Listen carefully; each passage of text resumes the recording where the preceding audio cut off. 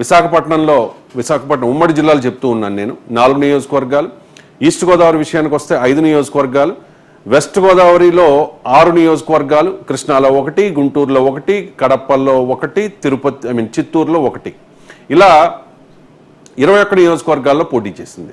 మరి 21 నియోజకవర్గాల్లో 100% strike rate అని చెప్పి పవన్ కళ్యాణ్ చెప్తున్న పరిస్థితి, మరి పిఠాపురమే చాలా టఫ్ అనే అంచనాలను కొంతమంది వ్యక్తం చేస్తున్న పరిస్థితుల్లో జనసేన పోటీ చేసిన 21 స్థానాల్లో ఏంటి పరిస్థితి, ఎన్ని స్థానాలు కైవసం చేసుకునే అవకాశం ఉంది, వీటన్నిటి గురించి కూడా డీటెయిల్డ్గా ఇవాళ రిజల్ట్స్ అనాలిసిస్లో డిస్కస్ చేద్దాం. మనతో జాయిన్ అయ్యారు పొలిటికల్ అనలిస్ట్ కేఎస్ ప్రసాద్ గారు. వెల్కమ్ కేఎస్ ప్రసాద్ గారు. నమస్తే అండి. మొత్తం 21 స్థానాలు 1 by 1 మనం డిస్కస్ చేద్దాం. ఫస్ట్ ఉత్తరాంధ్ర శ్రీకాకుళం జిల్లాలో జనసేన పార్టీ పోటీ చేసిన ఏకైక నియోజకవర్గం పాలకొండ రైల్వే కోడూరు. ఈ రెండు కూడా పెండింగ్ లో పెట్టేశారు. లాస్ట్ మినిట్ లో నిమ్మక జయకృష్ణకి అక్కడ టికెట్ ఇచ్చారు పాలకొండలో. ఆయన టీడీపీ సింపథైజరు. వైసీపీ వాళ్ళు ఏమైనా ఎద్దేవా చేశారంటే టీడీపీ నుంచి తీసుకొచ్చి మళ్ళీ మీరు జనసేనలో టికెట్ ఇచ్చారని చెప్పి వాళ్ళు ఎద్దేవా చేస్తున్న పరిస్థితి. ఒకసారి ఏంటి, ఎలా ఉండొచ్చు విశ్వసరాయ్ కళావతి వర్సెస్ నిమ్మక జయకృష్ణ, ఎలా ఉంటుంది ఫలితం?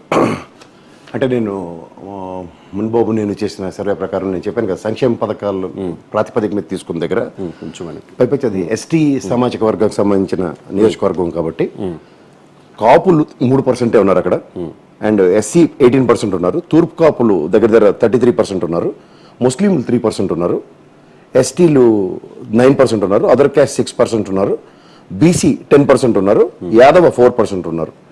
ఇక్కడ మీకు ఈ నియోజకవర్గంలో అన్న దగ్గర 58% సంక్షేమ ఫలాలేమో వైఎస్ఆర్సీపీకి అందుకుంటే దగ్గర తెలుగుదేశం కూటమికి 42% దాకా వాళ్ళు అందుకున్నది మా విశ్లేషణ.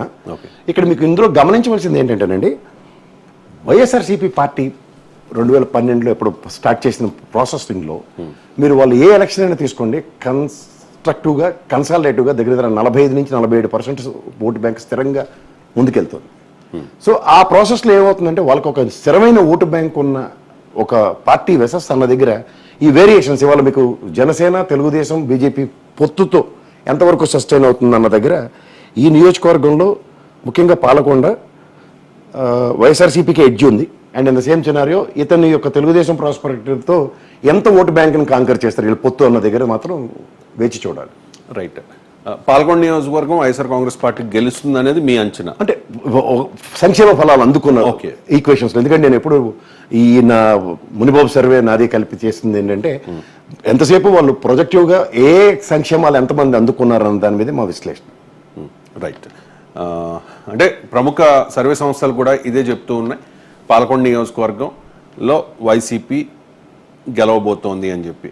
పోల్పల్ సర్వే ఇదే చెప్తోంది, ఆత్మసాక్షి సర్వే కూడా ఇదే చెప్తున్న పరిస్థితి. విశ్వసరాయ్ కళావతి పాలకొండ నియోజకవర్గం నుంచి ఈ ఎన్నికల్లో గెలవబోతూ ఉన్నారు. ఇది ఒక అంచనా మాత్రమే.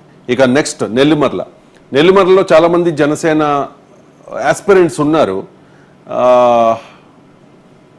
కానీ లాస్ట్ మినిట్లో లోకం మాధవ్కి అక్కడ టికెట్ ఇచ్చిన పరిస్థితి జనసేన పార్టీ నుంచి. బడ్డుకొండ అప్పలనాయుడు వైసీపీ నుంచి పోటీ చేస్తూ ఉన్నారు.